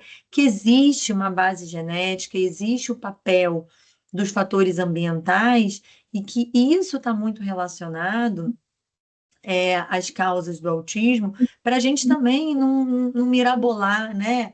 E aí tentar entender o que tem paracetamol a ver com isso, né? O que uma vacina poderia causar, né? Na verdade, a gente tentar desmistificar e entender que infecções controladas, vacinas realizadas, prevenindo doenças infecciosas, talvez possam ajudar, né, e prevenir fatores que trariam risco, sim, como a Laiana colocou, para o desenvolvimento do transtorno do espectro autista, considerando que o fator ambiental é um dos fatores. Então, primeiro, colocar, né, trazer essa informação tão importante que a Laiana trouxe, né, de pesquisas sendo feitas sobre etiologia, que a gente não pode generalizar isso ainda como uma conduta, mas entender que isso está em estudo. Depois, trazer a importância, e assim, um pouco, né, eu sou neuropediatra, mas trazer um pouco da importância dessa transição de cuidado, né? Que o neuropediatra é quem recebe essa criança, mas ele não vai ficar a vida inteira acompanhando essa criança. Então, como é importante essa transição de cuidado, né, da neuropediatria para a neurologia de adulto, porque o neurologista de adulto, ele não foi habituado a estudar transtorno do espectro autista. E ele hoje, se ele não se atualiza no tema, ele vai ter um gap muito grande no seu acompanhamento, né? Quer seja no Sistema Único de Saúde ou no seu consultório particular, porque ele vai receber os pacientes com autismo, porque a frequência, a incidência aumentou, né? A gente tem uma prevalência alta do transtorno do espectro autista e eles vão chegar no consultório do neurologista de adulto. Então, como é importante a gente entender essas particularidades do transtorno do espectro autista nas mulheres, né? Nas meninas, né? Já elas já têm um fenótipo diferente. Então, entender essa particularidade nas mulheres, na vida adulta, né? É uma informação muito importante, né? E a Luísa trouxe isso aí com, com muitos fundamentos, né? E muita informação de qualidade. E aí, falando um pouquinho, né, do que a Mirella trouxe, a importância da gente entender que o transtorno do espectro autista é, na verdade, um transtorno muito heterogêneo, a gente tem muitos autismos em um autismo, né?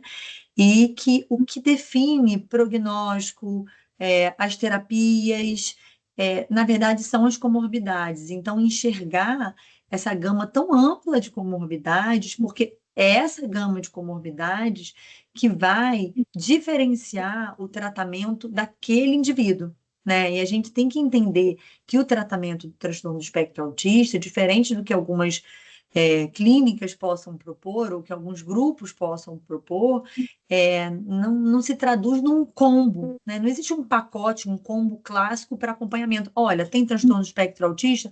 Então a receita é essa, é uma receita de bolo. Não, então a gente precisa individualizar cada indivíduo, a gente precisa personalizar o nosso cuidado, e isso tem tudo a ver com as comorbidades, porque se eu tenho um paciente com transtorno de espectro autista nível 1 de suporte, sem nenhum prejuízo, a gente está pensando num perfil de paciente que é completamente diferente de uma criança, por exemplo, que tem epilepsia, ou uma criança que tem depressão, que tem ansiedade, um adulto que tem bipolaridade, né?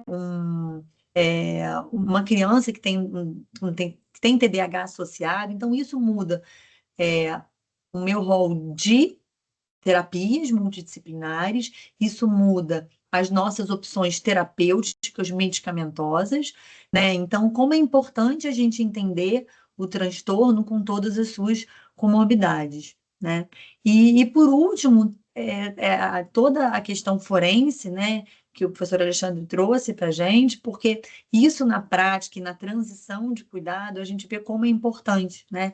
Que a gente tenha assistente social, que a gente tenha algum embasamento para entender como essas questões são importantes de curatela, né? Essas questões jurídicas. Então,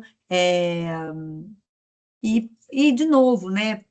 Assim, como ele colocou, o cuidado, ele é muito personalizado, né? Essa medicina de precisão que a gente precisa entender, de que o cuidado tem que ser personalizado de acordo com as demandas daquele paciente, né? Então, não é todo paciente com transtorno do espectro autista que vai precisar de curatela, mas alguns vão precisar. Então, a gente precisa entender essas particularidades, porque os direitos, eles também vão ser muito, muito individuais, né? Na dependência das comorbidades e tudo isso que a gente está falando dos pacientes. Então, eu queria agradecer, eu não sei assim, nem quanto tempo eu tenho, mas assim, eu queria agradecer a oportunidade de estar aqui falando. Eu vivenciei isso na prática clínica, essa mudança, né?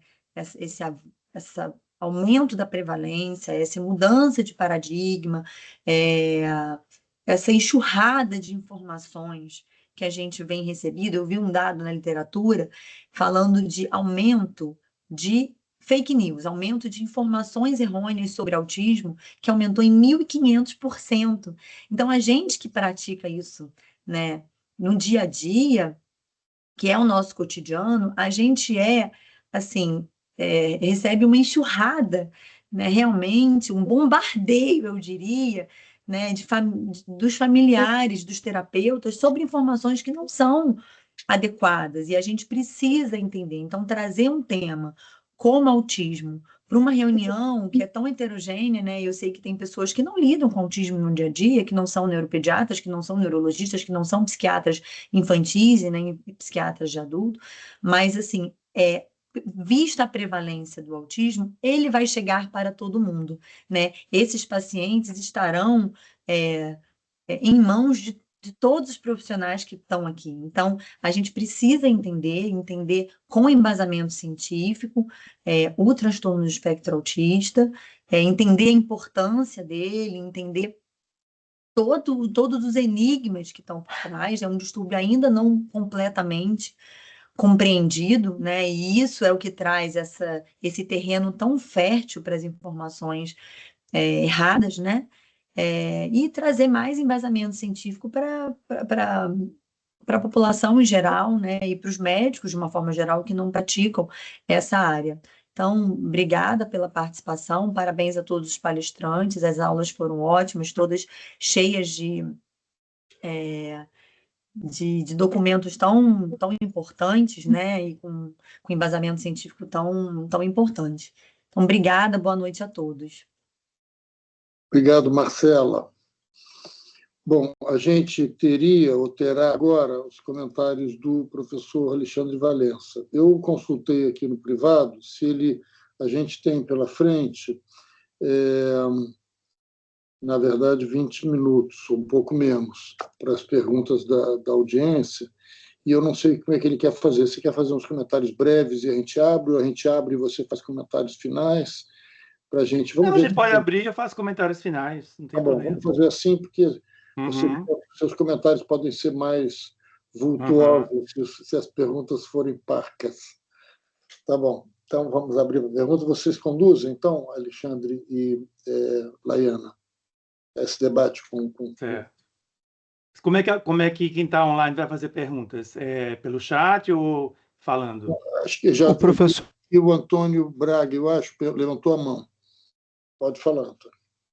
Boa noite a todos, excelentíssimo presidente, parabenizar a Comissão Científica pela importante sessão e a todos os conferencistas.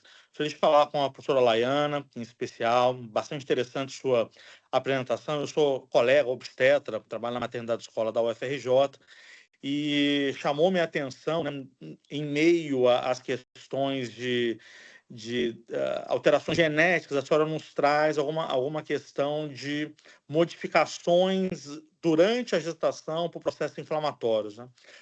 Ou efeitos de ações ligadas ao processo de antioxidantes, né? Temos na obstetrícia uma doença cuja base é o estresse oxidativo, que é a pré-eclâmpsia. Minha pergunta é: há algum estudo que mostra a associação entre a ocorrência de pré-eclâmpsia, que é uma doença ligada ao estresse oxidativo, e o desfecho de autismo na prole? Muito obrigado, parabéns pela apresentação mais uma vez. Muito obrigada pela pergunta. Sim, de fato, existe uma associação entre esse fator da pré-eclâmpsia e o transtorno do espectro autista.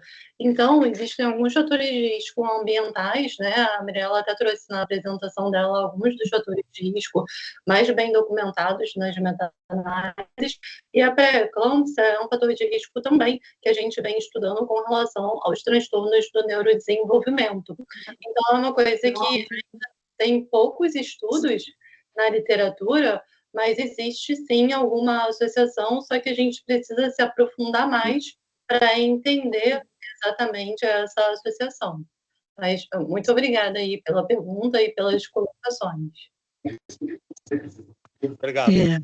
Tadeu, eu gostaria de fazer comentário e fazer algumas perguntas. Eu não estou levantando a mão porque não estava abrindo, agora resolveu abrir. Primeiro, parabenizar e dizer o seguinte: eu fiz psiquiatria em 72 no Instituto de Psiquiatria.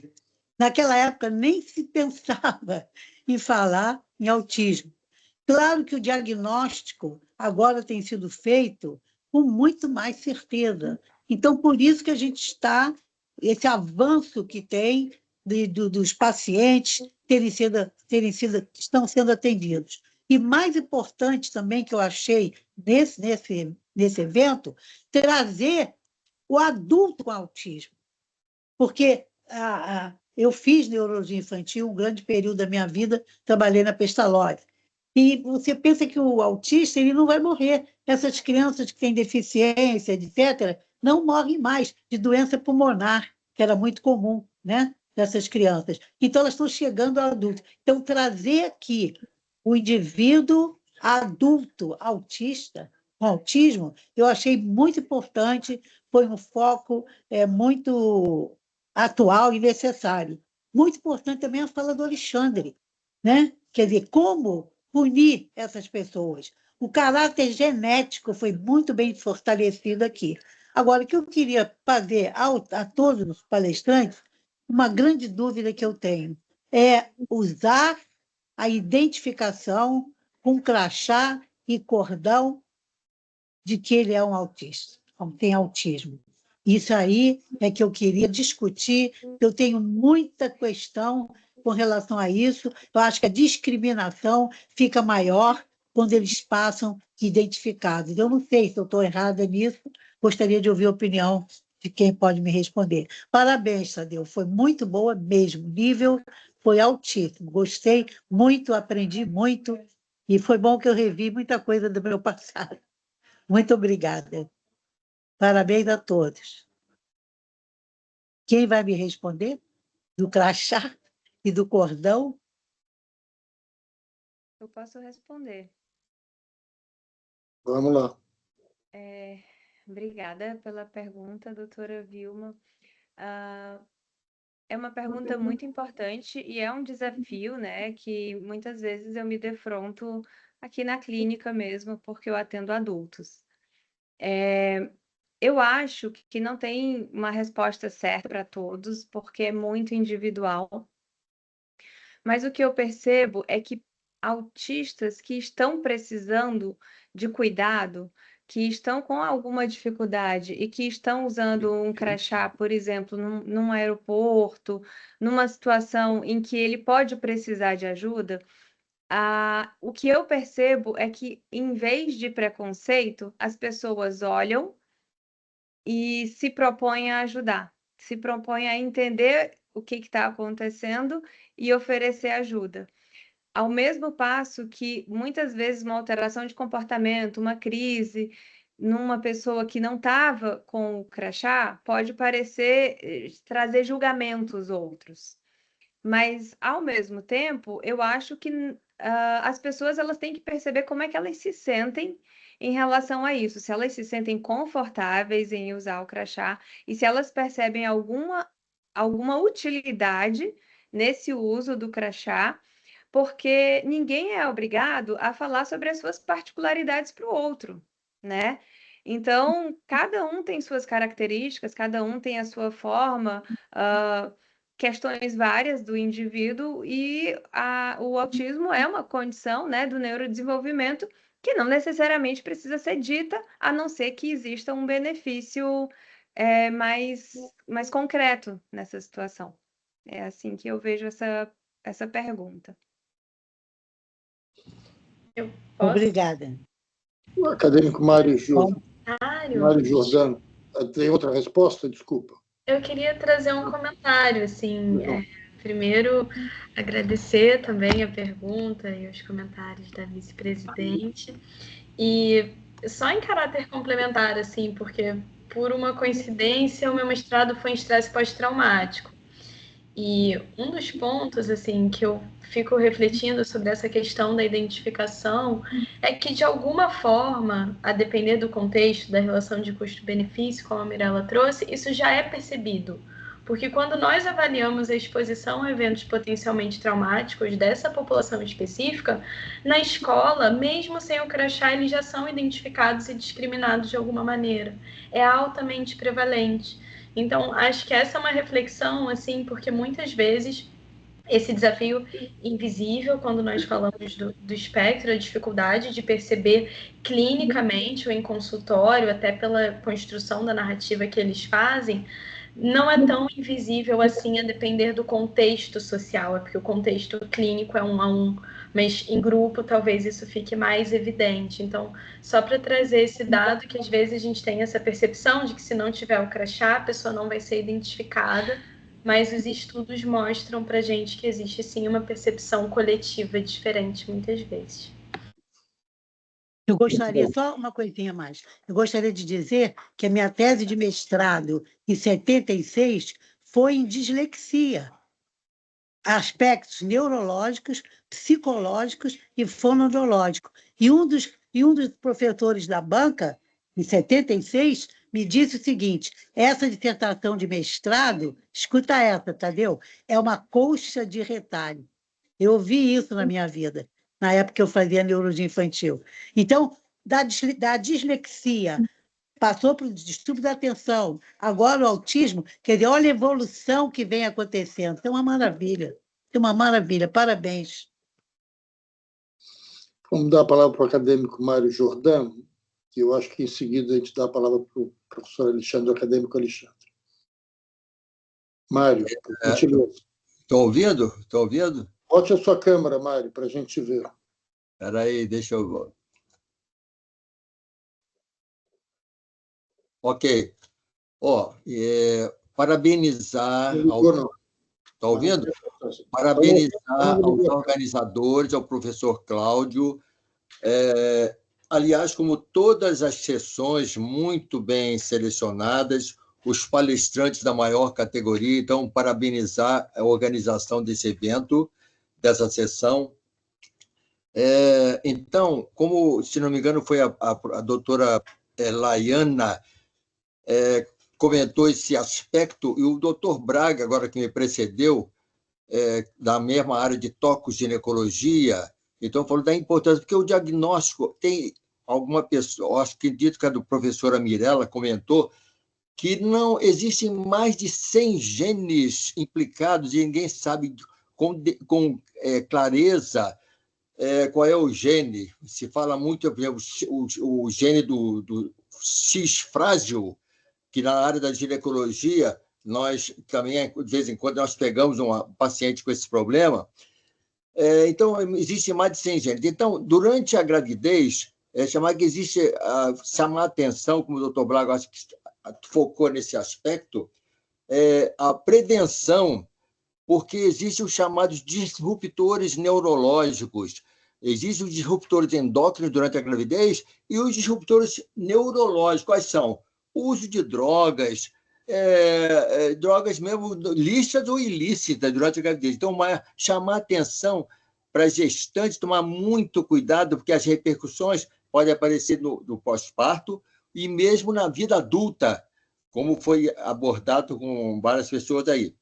Então, chamar atenção sobre esse aspecto. E eu queria conversar também, perguntar ao professor Alexandre se ele já teve ocasião de ser convocado, enfim, selecionado, sei o quê, chamado por um juiz para fazer algum diagnóstico de pessoas com autismo. E qual foi professor Alexandre, eu queria saber como o senhor fez esse diagnóstico, porque o diagnóstico da fase adulta é complicado. Se foi através de kit neurológico, vai identificar algum gene comprometido, se for através de uma ressonância magnética do cérebro, para ver se existia algum outro problema que confundia com autismo e era doença tumoral, sei lá o quê.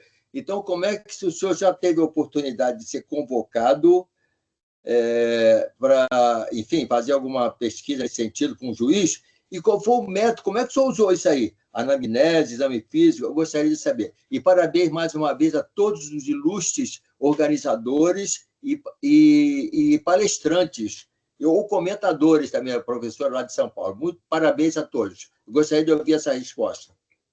Obrigado, acadêmico Mário Giordano, pela pergunta, muito interessante. Eu nunca fui chamado assim, mas eu já fiz perícias, né? Perícias de autistas, né? O diagnóstico é como as colegas falaram, né? Quer dizer, o autismo é um transtorno do neurodesenvolvimento. Ele acontece precocemente na vida da pessoa, né? A pessoa já tem aquele prejuízo na interação social recíproca, estereotipias comportamentais, a rigidez de comportamento. E o diagnóstico psiquiátrico é feito basicamente pela história, né? A gente vai fazer a história da doença atual, o exame psíquico, como é que é as interações sociais, o comportamento dessa pessoa agora no exame psíquico ao longo do tempo. Então, a gente faz uma anamnese bem completa, né? Como em relação aos outros transtornos, para o diagnóstico, né? Então, o diagnóstico psiquiátrico, ele é basicamente pela entrevista, coleta da história da doença atual, o exame psiquiátrico, antecedentes pessoais, sociais, exame físico, neurológico. Claro que eu também posso pedir exames complementares, né? Mas, assim, que me consta, não existe um exame que dê o diagnóstico de autismo, né?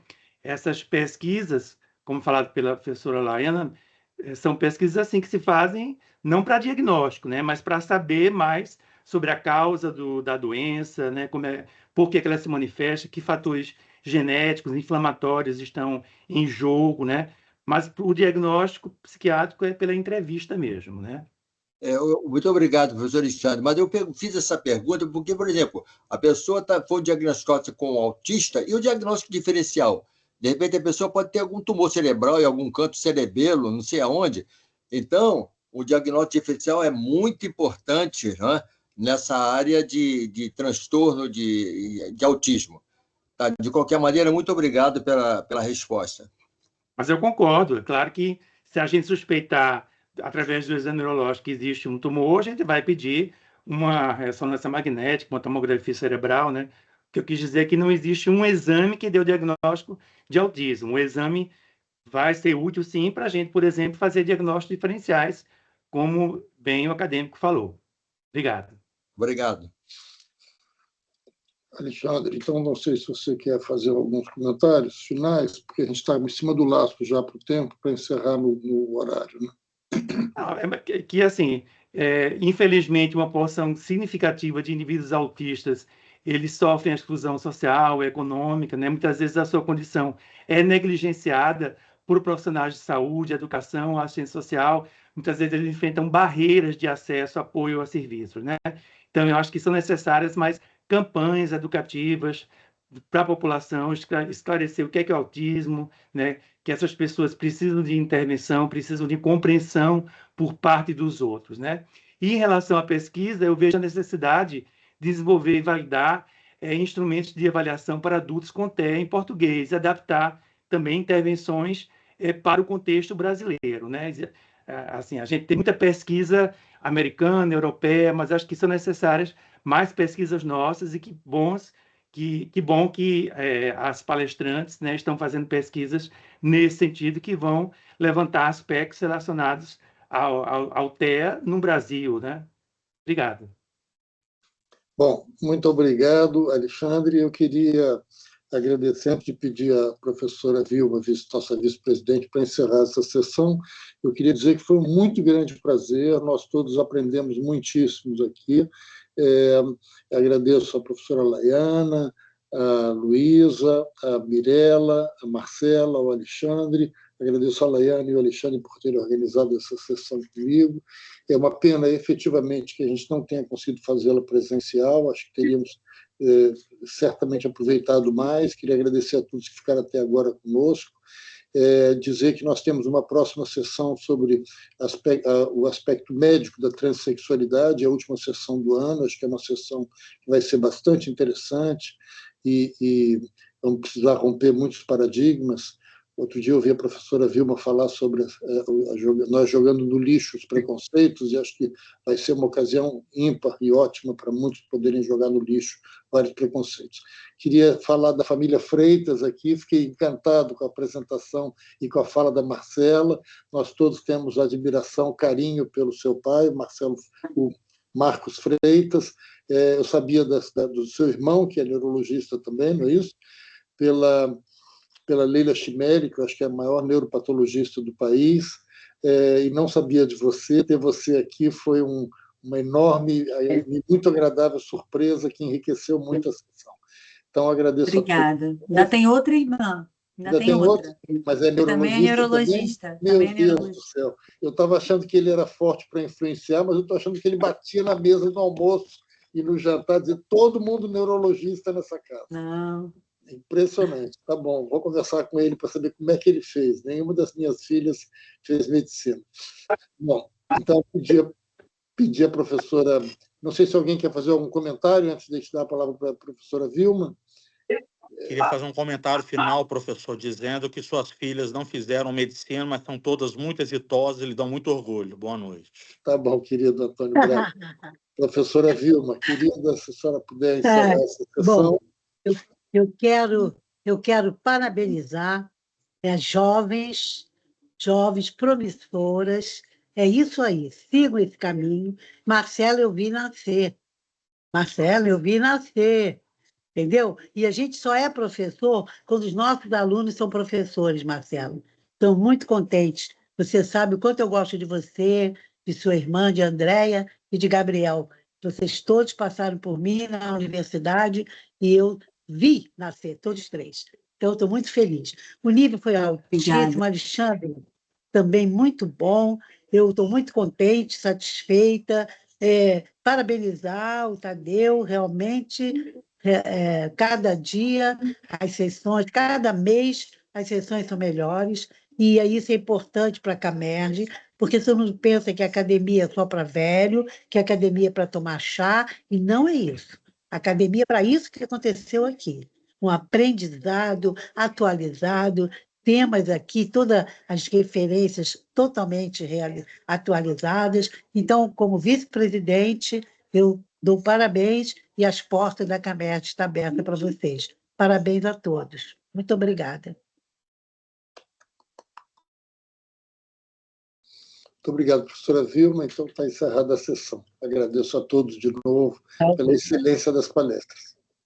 Boa noite. Boa noite. Boa noite, obrigada. Boa Tchau, noite. tchau, Meus obrigado. amigos. Boa Boa noite. noite. Obrigada, boa noite. Boa noite a todos. Estamos encerrando a gravação. Obrigado, Márcio. Nada, professor. Mirela, fantástico. Obrigado. Gostei muito. Vamos arranjar um jeito de... Bom,